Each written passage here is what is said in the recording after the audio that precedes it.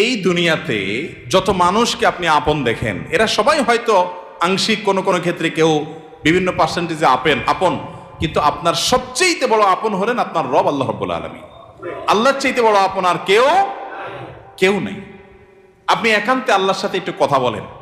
যারা ডিপ্রেশনে ভুগছেন, অশান্তিতে ভুগছেন, মানসিক অস্থিরতায় আজকেও আমার অফিসে আসার আগে দেখি এক লোক বসে আছে, নামাজ পড়লাম আমরা, উনি নামাজ পড়লেন না। তো আমি যার মাধ্যমে আসছে তাকে জিজ্ঞেস করলাম, নামাজ পড়লেন, উনি কি মুসলমান না? বলে মুসলমান, কিন্তু উনি অন্য জগতে আছে। কি? উনি আত্মহত্যা করবে। আজকের ঘটনা, উনি আত্মহত্যা করবে, উনি আসছে। হাসছেন আপনারা? এর আগে এক জুমা অফিস থেকে আমাকে ফোন দিল, জুমার নামাজ পড়াইতে ঢুকবো, বলতেছে এক লোক অফিসে এসে ঢুকছে, আপনার সাথে দেখা করবে, সে আত্মহত্যা করবে, জুমার নামাজও পড়বে না, এখন মরার আগে আপনার সাথে একটু দেখা করতে চায়। আমি আছি নারায়ণগঞ্জ, আর সে ঢাকায় অফিসে। ভাইরা আমার, আপনারা হাসছেন? ঘরে ঘরে অশান্তির সমুদ্র চলছে, ঘরে ঘরে মানুষের মধ্যে অশান্তির হাবুডুবু খাইতেছে। তরুণ ইয়াং মানুষ, বাচ্চা ছেলে এখনো দুনিয়ার কিছু তার পায় নাই, ব্যবসা বাণিজ্য জ্ঞানজাম ফাসাদ কিচ্ছু পায় নাই, কলেজ ইউনিভার্সিটিতে পড়ে, সেখানে শতাধিক ছেলে এক বছরে আত্মহত্যা করে ফেলতেছে। মানসিক শান্তি যেটা, এটা এই সমাজের প্রতিটা ব্যক্তি থেকে উঠে যাচ্ছে। প্রত্যেকটা মানুষ অস্থির। এর মূল এবং প্রধান কারণ হলো এই কলব এবং অন্তরে যে জিনিসটাকে ঢুকানো দরকার ওটা না ঢুকাইয়া ভুলটারে ঢুকাইয়া বসে আছে, ইনস্টল করে নিছে দুনিয়াকে। দুনিয়া ছাড়ার কিছু তার মাথায় নাই। একজন যুবক, তিনি কোনো মেয়ের সাথে অবৈধ সম্পর্কে জড়িয়েছেন, হারাম সম্পর্কে জড়িয়েছেন, সেটা একটা বিষয়, কিন্তু সেই মেয়ে তার সাথে ধরুন মানে কথা রাখে নাই, সে আরেকজনের সাথে ভেগে গেছে বা অন্য কোথাও তার বিয়ে হয়েছে। এখন সে ডিপ্রেশনে ভোগে। কেন ডিপ্রেশনে ভোগে?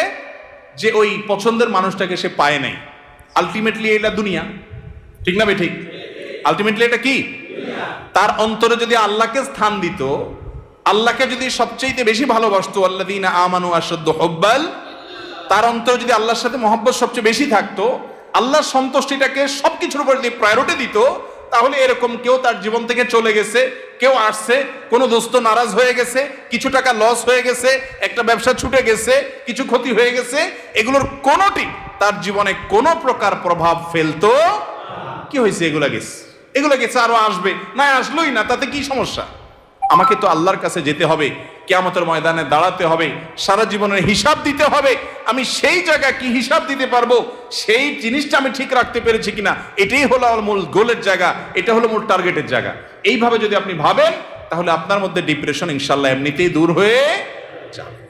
মোহতারাম হাজরিন, অতএব সম্পদ উপার্জন করেন, ব্যবসা বাণিজ্য করেন এবং জাগতিক কাজ করেন, এতে কোনো সমস্যা নাই, কিন্তু অন্তরে দুনিয়াকে নয়, আল্লাহকে স্থান দেন। এবং এই স্থান দিতে গিয়ে আপনাকে স্যাক্রিফাইস করতে হবে। কি স্যাক্রিফাইস?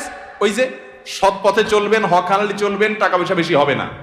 অন্যরা তো দূরের কথা, নিজের আপন মা বাবার কাছেও দাম পাবেন না, ভাই বোনের কাছে দাম পাবেন না, বইয়ের কাছেও হয়তো দাম পাবেন না, ছেলে মেয়ের কাছেও হয়তো দাম পাবেন না, বন্ধু বান্ধবের কাছেও দাম পাবেন না, এলাকার ইমাম সাহেব, খতিব সাহেব, হুজুর সাহেবের কাছেও দাম পাবেন না, কারণ পয়সা নেই। কিন্তু আল্লাহর কসম, যেই জায়গায় দাম পাওয়া দরকার সেই জায়গা ঠিকই পাবেন। আরশ আজিমের মালিক আপনার অনেক বেশি মূল্য দিবেন। নবী করিম সাল্লাল্লাহু আলাইহি সাল্লাম কতবার এরকম বলেছেন সাহাবীদেরকে, তোমরা কোনো জান্নাতি লোক দেখতে চাও? বলি ইয়া রাসূলুল্লাহ, দেখতে চাই। একটা লোক চলে যাচ্ছে সামনে দিয়ে, তিনি জিজ্ঞাসা করেছেন, এই লোকটা সম্পর্কে তোমাদের কি ধারণা? বলি ইয়া রাসূলুল্লাহ, লোকটা খুব সাধারণ একজন মানুষ, এত গরিব, সমাজের এত সাধারণ মানুষ যে এ ব্যক্তি কারোর মেয়ে বিয়ে করতে চাইলে কেউ তার কাছে মেয়ে বিয়ে দিবে না, কেউ তাকে পয়সা হাওলাত দিবে না, কেউ তাকে চেয়ার দিবে না, কেউ তাকে কদর করবে না। আরেক লোক আসছে, নবী করিম সাল্লাল্লাহু আলাইহি সাল্লাম বলেন, এর সম্পর্কে তোমাদের বক্তব্য কি, মূল্যায়ন কি? সাহাবীরা বলছেন, ইয়া রাসূলুল্লাহ, এই লোকটা যার মেয়ের বিয়ের অফার করবে, সবাই তার কাছে মেয়ে দিতে পারলে সৌভাগ্যবান মনে করবে, পয়সা আলা, ভাবসাবালা, সমাজে অবস্থানওয়ালা, সে কারো কাছে কিছু চাইলে কেউ তাকে ফেরত দিবে না, তার অবস্থান আমাদের কাছে অনেক বেশি। নবী করিম সাল্লাল্লাহু আলাইহি সাল্লাম প্রথম যে ব্যক্তি যাকে সমাজের মানুষ অনেক তুচ্ছ মনে করে, অনেক দুর্বল মনে করে, তার সম্পর্কে মূল্যায়ন করে তিনি বলেছেন, এই যে প্রথম লোকটা, দ্বিতীয় লোকটার মতো মানুষ যদি গোটা দুনিয়াতে পরিপূর্ণ হয়ে যায়, তবুও এই প্রথম এই দুর্বল, কিশোকায়, হ্যাংলা পাতলা, গরিব, অভাবী মানুষ, যাকে তোমাদের সমাজ কোনো দাম দেয় না, এই লোকটার মর্যাদা আল্লাহ রাব্বুল আলামিনের কাছে ওই দ্বিতীয় লোকটার মতো মানুষ গোটা দুনিয়াতে পরিপূর্ণ হওয়ার চাইতে বেশি। ভাইরা আমার, এজন্য সামাজিক অবস্থান এটা আরেকটা ডেঞ্জারাস ব্যাধি, নেশা। নেশা সামাজিক অবস্থান। বেশিরভাগ লোক পয়সা করি কামাই করেন নিজে খাওয়ার জন্য না, ভাবসাবের জন্য। কিসের জন্য? ভাবসাবের জন্য। ভাবসাব বুঝেন? আমি এই জন্য প্রায় সময় বলি, গোটা দুনিয়াতে এখন অভাবটা হলো ভাবের। অভাবটা কিসের? ভাবের অভাব। যে আমাকে মানুষ লাখপতি বলবে, কোটিপতি বলবে। অনেক লোক দেখবেন যে বিদেশে হয়তো উনি সাধারণ একটা কাজ করেন, কিন্তু দেশে আইসা মাশাআল্লাহ কোট টাই বুট, ঢাকা শহরে হয়তো কোনো একটা দোকানে কাজ করেন, কিন্তু গ্রামে যায় মাশাআল্লাহ এমন ভাবে পরিপাটি হয়ে যান যে উনি ঢাকা শহরের বিশাল শিল্পপতি। আছে না নাই? তো বেচারা এত কষ্ট কেন করতেছে? তার দরকার একটু ভাব। তার কিসের দরকার? ভাব। এটাকে বলে সামাজিক অবস্থান। হব্বে যা, এটা মানুষকে কুরে কুরে শেষ করে দেয়, একদম ধ্বংসের দ্বার প্রান্তে নিয়ে যায়। এজন্য ডিপ্রেশন থেকে মুক্তি পেতে চান, একমাত্র পথ আল্লাহর আনুগত্য এবং গোলামিতে ফিরে আসে। সালহাতু সঙ্গে বুদি দিল খারাস, আজমুদে এক জামানা খাকে বাস। ভাইরে, বহু বছর তো পাথর হয়েছিলেন, কিছু কাল একটু মাটি হয়ে দেখেন, একটু চোখের পানি ফেলে দেখেন, একটু রোনাজারি করে দেখেন, একটু আল্লাহর সাথে কথা বলে দেখেন, দুনিয়ার মোহটা ছেড়ে দেন, আল্লাহর মোহাব্বতটাকে নিজের ভেতরে আনার চেষ্টা করেন, আল্লাহর গোলামিটা করে দেখেন। একাকি আল্লাহর সাথে একটু কথা বলেন, ভোর রাতে উঠে একটু আল্লাহর সাথে কথা বলেন, তাহাজ্জুদে গিয়ে একটু চোখের পানি ছেড়ে দেন, মুনাজাত করেন, আল্লাহর সাথে কানাঘুষা করেন। কেউ আপনার দুঃখ বুঝে না, আল্লাহকে বলেন, আল্লাহর সাথে একটু কথা বলেন। আপনার চাইতে সুখী মানুষ আল্লাহর জমিনে আরেকটা আর থাকবে না ইনশাআল্লাহ। ভাইরা আমার, সুখের যে পথ কোরআন বলেছে সেটা আমাদের বিশ্বাস হয় না। সম্ভবত হাসান বসরি রাহিমাহুল্লাহ বা অন্য কোনো এক তাবেঈ বলেছেন, কোরআনে আল্লাহ রাব্বুল আলামিন বহু জায়গায় ওয়াদা করেছেন যে আল্লাহ তাআলা মানুষকে দুনিয়াতে সুখ স্বাচ্ছন্দ্য দিবেন। মান আমিলা সালিহাম মিন যাকারিন আও উনসা ওয়া মুমিন ফালানুহইয়ান্নাহু হায়াতান তাইয়্যিবা। নারী হোক আর পুরুষ হোক, যে ব্যক্তি ঈমান আনার পর নেক আমল করবে, আল্লাহর নির্দেশ মতো নিজের জীবনকে পরিচালিত করবে, এটাই তার জীবনের মূল টার্গেট। এটা ঠিক রেখে পয়সা আসলে আসুক, না আসলে নাই, ব্যবসা থাকলে থাকুক, না থাকলে নাই, আল্লাহর আনুগত্যটাকে মূল রেখে চলে। আল্লাহ রাব্বুল আলামিন ওয়াদা করেছেন দুটি বিষয়ের, এক ফালানুহইয়ান্নাহু হায়াতান তাইয়্যিবা, তাকে অবশ্যই যারা মাদ্রাসার ছাত্র বা আলেম ওলামা তারা জানেন, ফালানুহইয়ান্নাহু লামে তাকিদ বা নুনে তাকিদ সাকিলা, তিনটা তাকিদ দিয়ে আল্লাহ বলেছেন ফালানুহইয়ান্নাহু, অবশ্যই আমি তাকে দুনিয়াতে সুখী জীবন দিব। আল্লাহ তাআলা বলেন নাই সম্পদের পাহাড় গড়তে পারলে, বিশাল বড় চেয়ারের মালিক হতে পারলে, গদি দখল করতে পারলে, সামাজিক অবস্থান হলে ওই ব্যক্তিকে আমি সুখ দিব। আল্লাহ বলেছেন ঈমান আনার পর যদি নেক আমল করো, আল্লাহর গোলামি যদি কেউ করতে পারে, সমস্ত ক্ষেত্রে যে আল্লাহর আনুগত্য ঠিক রেখে দুনিয়ার সব ঠিক থাকলে থাকুক, আর না থাকলে সব বাদ, আমার বন্ধু অন্তরে তাকে জায়গা দিলাম যতক্ষণ পর্যন্ত আল্লাহ রাব্বুল আলামিনের কোনো আদেশ নিষেধ লঙ্ঘন না হয়। তার সাথে বন্ধুতা করতে গেলে আমার আল্লাহকে হারাইতে হয়, তো বন্ধু বাদ, স্যাক্রিফাইস করে দিলাম। আমি কোনো গ্রুপকে, কোনো বলয়কে আমি পছন্দ করি, ভালো লাগে তাদেরকে, কিন্তু তাদের ভালো লাগতে গেলে দেখি না আল্লাহর ভালো লাগা আর পাওয়া যায় না, তো বাদ, আমার জীবন থেকে আমি সরাই দিলাম। আমি একটা ব্যবসা করতে যাচ্ছি, বিশাল বড় লোভনীয় অফার, হাতছানি পয়সার, কিন্তু এটা করতে গেলে আমার আল্লাহর নিষেধাজ্ঞা লঙ্ঘন করতে হয়, হারাম করতে হয়, তো বাদ, এ লোভ ছেড়ে দিলাম। এর নাম হলো মুসলমান। এই ত্যাগ মনে হয় খুব কষ্টের না? ভাইরা আমার, আল্লাহ রাব্বুল আলামিন যা বলেছেন, আল্লাহর কথার সত্যতাটা আমল করে দেখেন। আজমুদে এক জামানা খাকে বাস, একটু আমল করে দেখেন। স্যাক্রিফাইসের ভিতরে যে আনন্দ আছে, আল্লাহর শপথ ভোগের ভিতরে সে আনন্দ।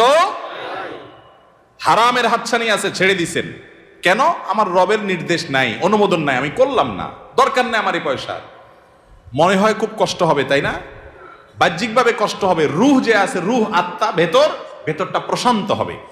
একটি জয়ীফ হাদিস দ্বারা প্রমাণিত যে কোনো ব্যক্তি যদি তার দৃষ্টির এরিয়াতে কোনো পরনারীকে দেখে, সুন্দরী মেয়েকে দেখে, দেখার সুযোগ আছে, ইউটিউব ফেসবুকে ভালো জিনিস দেখতে দেখতে হঠাৎ একটা খারাপ জিনিস চলে আসছে, আপনি দেখলে দেখতে পারেন কিন্তু দেখলেন না, এটাকে অ্যাভয়েড করলেন আল্লাহর ভয়ে, যে না, আল্লাহ তাআলা আমাকে কোরআনে নির্দেশ করেছেন কুল্লিল মুমিনিনা ইয়াগুদ্দু মিন আবসারিহিম, ঈমানদাররা যেন তাদের চোখের হেফাজত করে, আমি সেজন্য দেখব না। আপনি এটাকে এড়ায় গেলেন, স্কিপ করে চলে গেলেন, বাহ্যিকভাবে একটু কষ্ট হবে প্রথম, মনে হচ্ছে যে আরে এটা দেখলে মনে হয় সুখের সমুদ্রে আবুডুবু খাইতে পারতাম, কিন্তু আপনি দেখলেন না। একটু পরীক্ষা করে আমল করে দেখেন, কখনো যদি এটা আপনি অ্যাভয়েড করতে পারেন। একজন রাস্তা দিয়ে মেয়ে যাচ্ছে, সুন্দরী মেয়ে, আপনার চোখে হালকা আবসা আবসা দেখতে পেয়েছেন, যে আঁচ করতে পেরেছেন একজন সুন্দরী মেয়ে যাচ্ছে বেপর্দা, আপনি চাইলেই তাকিয়ে হারাম স্বাদ নিতে পারেন, কিন্তু আপনি নিলেন না, নজরটাকে নিচু করে নিলেন, হেফাজত করে নিলেন, এতে আপনার একটু কষ্ট হবে, একটু প্রথম ধাক্কাতে একটু কি হবে, কষ্ট হবে। আল্লাহর কসম করে বলেছি, আপনি পরীক্ষা করে দেখেন, আপনি একটু পরেই সে মেয়েটা আপনার দৃষ্টি থেকে যখন আড়াল হয়ে যাবে, দূরে সরে যাবে, আপনার অন্তরের ভিতরে সাথে সাথে ঈমানের স্বাদ অনুভব করবে, সাথে সাথে দেখবেন আপনার মধ্যে একটা ভালো লাগা কাজ করবে। সে ভালো লাগাটা কি? যে আমি আমার রবের নির্দেশ রক্ষা করতে পেরেছি, আলহামদুলিল্লাহ, শয়তানকে কাত করতে পেরেছি, কুপকাত করতে পেরেছি, শয়তান আমাকে হারাইতে পারে নাই। এই জন্য ভাইরা আমার, আল্লাহর আনুগত্যের জন্য চেষ্টা করবো তো ইনশাআল্লাহ। বিশ্বাস করুন, সম্পদে, দুনিয়ার মোহে, দুনিয়ার কোন ঐশ্বর্যে, দুনিয়ার কোন ভোগ বিলাসের উপকরণের মধ্যে আল্লাহর শপথ, আল্লাহ শান্তি রাখেন না। যদি রাখতেন তাহলে আগের জেনারেশনের চাইতে এই জেনারেশনের হাতে সুখ সমৃদ্ধির সমস্ত উপকরণ, ভোগের সমস্ত উপকরণ আছে, তারপর আত্মহত্যা করে, গরিবের চাইতে ধনীরা আরো বেশি করে। ঠিক না ভাই? ঠিক। বোঝা গেল আল্লাহ তাআলা এগুলোতে শান্তি রাখেন নাই। শয়তান আমাদেরকে ওয়াদা করেছে একবার, আশ-শাইতানু ইয়াইদুকুমুল ফাকরা, শয়তান তোমাদেরকে গরিব হয়ে যাবা এটার ভয় দেখাচ্ছে। এই একবার বলাতে আমরা শয়তানের কথা যে পরিমাণ বিশ্বাস করি, কোরআনে আল্লাহ তাআলা কতবার বলেছেন, ফালানুহিয়ান্নাহু হায়াতান তাইয়্যিবা, ঈমানান নেক আমল অনুযায়ী চলো। পয়সা তোমার কম থাকুক, বাড়ি গাড়ি তোমার কম থাকুক, বেচা কিনা তোমার কম থাকুক, দোকান একটা কম থাকুক, সবাই তোমাকে দাম কম দেখ, তোমার কোনো গুরুত্ব সমাজের মানুষের কাছে না থাকুক, কেউ তোমাকে নেতা না বানাক, পাত্তা না দেখ, কিন্তু তুমি মানসিক যে প্রশান্তি হাসিল করবা ওইটা কোটিপতি, মিলিয়নার, বিলিয়নারকে আল্লাহ রাব্বুল আলামিন দেন নাই। আল্লাহর এই কথার উপরে আস্থা বিশ্বাস রাখার জন্য দরকার হলো ঈমানী শক্তি। এই জন্য বলি, মাঝে মধ্যে তাকওয়ার চর্চা করে দেখেন, দেখবেন কি স্বাদ। আল্লাহ তাআলা আমাদের সবাইকে তাকওয়ার সে স্বাদ আস্বাদন করার তৌফিক দান করুন। এবং ডিপ্রেশন এবং মানসিক যে অশান্তিতে মানুষ ভুগছে আজ, এটার মূল কারণ হলো দুনিয়ার মোহে অন্ধ হয়ে যাওয়া। দুনিয়ার মোহ এটা মানুষকে পাগল পরা করে দেয়, অস্থির করে দেয়। আর যখন অল্পে তুষ্ট থাকে মানুষ, যা পেয়েছে তাতে শুকর আদায় করে, আল্লাহ তাআলা নগদ শান্তি দান করেন। আল্লাহ তাআলা আমাদের সবাইকে মানসিক প্রশান্তি দান করুন। দোয়া করতে জানা, এটার জন্য কোনো আপনার মাস্টার্স করতে হয় না। দোয়ার উপরে আপনাকে পিএইচডি করতে হবে না, খুব সিম্পল বিষয়, এখনই শিখে নেন। দোয়ার জন্য আদব হলো যে আপনি আল্লাহর কাছে দোয়া করতে গিয়ে প্রথমে আল্লাহর প্রশংসা করবেন। আল্লাহ, আপনার অনেক নিয়ামত আমি ভোগ করছি, আপনি আমাকে অনেক নিয়ামত দিয়েছেন। স্বীকৃতি দেওয়া যে আল্লাহ আমি সুস্থ, অনেকে সুস্থ না। আল্লাহ আমি পঙ্গু না, অনেকে পঙ্গু। আল্লাহ আমাকে আপনি কত কিছু দিয়েছেন যেটা অনেককে দেন নাই। আমার চোখ দুটো ভালো, আমার অনেক নিয়ামত আমি আপনার ভোগ করছি। আল্লাহ, আমি আপনার নিয়ামতের শুকরিয়া আদায় করছি, স্বীকৃতি দিচ্ছি, কৃতজ্ঞতা আদায় করছি। হে আল্লাহ, আপনার রাসূলের প্রতি আপনি রহমত নাজিল করেন। আপনি যদি লম্বা চড়া বিস্তারিত না বলতে পারেন, আপনি সূরা ফাতিহাটা পড়েন, আলহামদুলিল্লাহ রাব্বিল, আল্লাহর প্রশংসা সেখানে হয়ে গেছে, আলহামদুলিল্লাহ রাব্বিল আলামিন পড়েন, দুরূদ শরীফ পড়েন, বাস। এরপরে আপনি এবার বলেন, আল্লাহ আপনি আমাকে মাফ করে দেন। আল্লাহ আমার বাবা চলে গেছেন, তাকে মাফ করে দেন। আল্লাহ আমার মা দুনিয়া থেকে চলে গেছেন, তাকে মাফ করে দেন। ভাইরা আমার, আসল কথা হলো আমরা সেই ব্যথাটাই অনুভব করি না। আপনার মৃত আত্মীয় স্বজনের জন্য যদি আপনার সেই ফিলিংস কাজ করতো, তো চোখের পানি ফেল করে আসতো। আপনি যদি আল্লাহর কাছে কোনো কিছু মায়ের পেঁচ দিয়া, অর্থাৎ সুন্দর করে সাজায়া গোছায়া বলতে নাও পারেন, আপনি নিশ্চিত থাকেন শুধু চোখের পানিটা যদি আপনি ফেলেন, চোখের পানিও আসে না, শুধু কান্নার ভান করে আপনি যদি আল্লাহর দিকে হাত তুলে আপনি যদি সময় কাটান এবং কিছু বলার চেষ্টা করেন, আল্লাহ রাব্বুল আলামিন আপনার দিলের ভাষাও পড়তে পারেন। আল্লাহ তাআলা আলিমুম বিযাতিস সুদূর, তিনি বান্দার মনের খবর কি সেটাও জানেন। আল্লাহর কাছে গোপন বলতে কোনো কিছু। অতএব ভাইরা আমার, আমরা দোয়া করতে জানি না, এই অজুহাতে সারা জীবন দোয়া থেকে মাহরুম থাকা চলবে? আমরা কয়জন মানুষ আছি যে জীবনে 10টা মিনিট আল্লাহর কাছে দুহাত তুলে চোখের পানি চেয়েছি? আমাদের বলার অভ্যাসই নাই।